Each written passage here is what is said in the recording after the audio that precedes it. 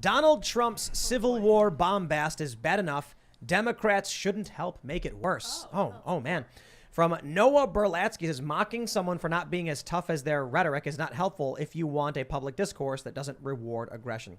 So this is just one of the many articles that are saying Donald Trump Civil War bombast, or Donald Trump calls for civil war, blah, blah, blah. I love how they frame it. They're shocked and angered that Donald Trump would discuss such a thing.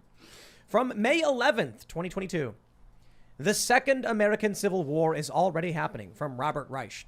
Okay. The conversation around civil war is not just something Trump brought up. Apparently what happened is that on Truth Social, someone referenced Nayib Bukele, I think is his name, the president of El Salvador. He tweeted, a great nation like the U.S., can't be brought down from the outside. It has to be from the inside. Someone then quoted that and said civil war. Trump then retruthed it, which is their version of retweeting, which is terrible branding, by the way, but okay, let's live with it. And now they're saying Trump called for civil war. Trump, is this his first mention of civil war? Because this conversation's been happening for 4 years, and it started with mainstream corporate press. Well, it's not his first mention of the Civil War. At least it might be, it might not be. But it is the first time the media has ever twisted his words and made it sound like he said something completely different. Right. Yeah. That's true. That's true. This is first, we've Normally never seen the very media fair. grasp at straws to make it seem as if he's saying something completely different than they could reasonably say based on his statement. So is civil war possible? Do you think it's possible? I think it's happening. It's always possible. Probable? I don't know. Uh, I think I tend towards Majid Nawaz making a statement about World War III, that it would be a bunch of civil wars as well as a global war, corporate war, neighbors on neighbors, information, all of it. Let me tell you why I think it's happening and it's inevitable.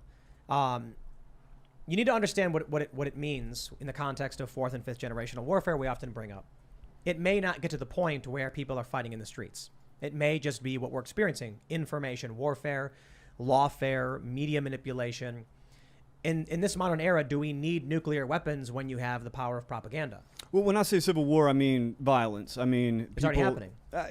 To some extent. I mean organized violence, and not just Antifa rioters smashing up buildings and beating people up, not just psychopaths randomly shooting at people. I mean organized A violence. National Guard, a governmental body. Yes, and I vacillate on this, right? Sometimes when I grew up, it seemed pretty inevitable, right? And then in the 90s, it seemed pretty inevitable that the country was going to break apart.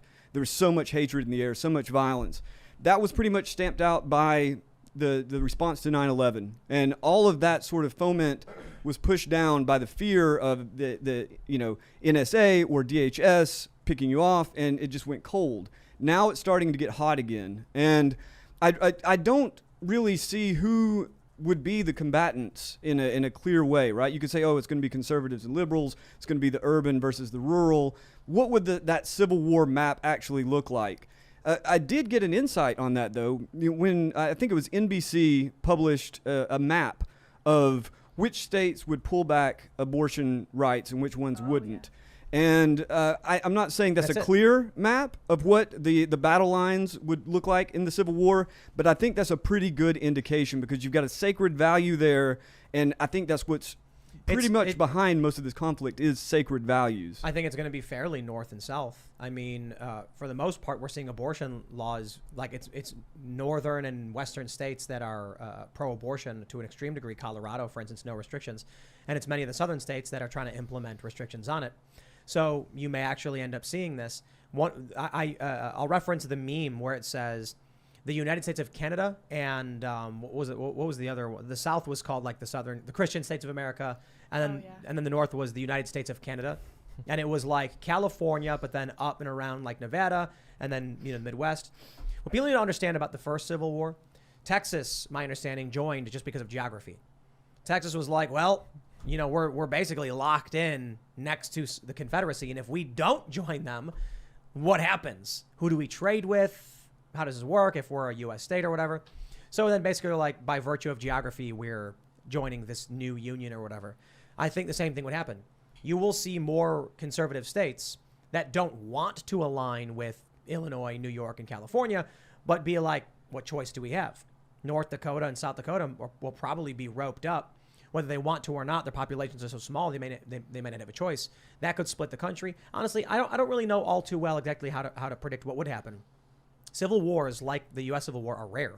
In fact, I'm not sure there have been other civil wars exactly like it where multiple jurisdictions split, between North and South. The Spanish Civil War, for instance, was pockets of urban and rural areas. Yeah. So we may actually just see that.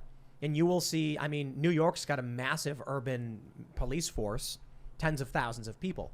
But I think what people, what you need to understand right now about what's going on is geographic hyperpolarization is happening and will be exacerbated by the Supreme Court's ruling on Roe v. Wade and Casey. You're going to get, as you already are, conservatives in liberal areas fleeing, red states becoming redder, blue states becoming bluer, and then eventually we just completely disagree on everything, refuse to cooperate. And then what happens when Nevada puts up a border between California or something because they're like, you allow illegal immigrants, we don't, so we're building a border between states. These are the kind of things that precipitate major conflict.